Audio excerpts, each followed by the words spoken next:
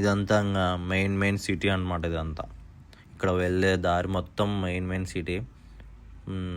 Proper Vizag అంటే దగ్గర ఎట్లుంటుందో అట్లుంటుంది. రోడ్ మొత్తం స్ట్రైట్ ఉంటుంది మొత్తం అంతా. అటువైపు ఫిషింగ్ హార్బర్ నుంచి ఇటువైపు భీమిలీ బీచ్ వరకు ఒకటే రోడ్ అయితే స్ట్రైట్గా ఉంటుంది, వెళ్ళిపోవచ్చు మొత్తం సీదా.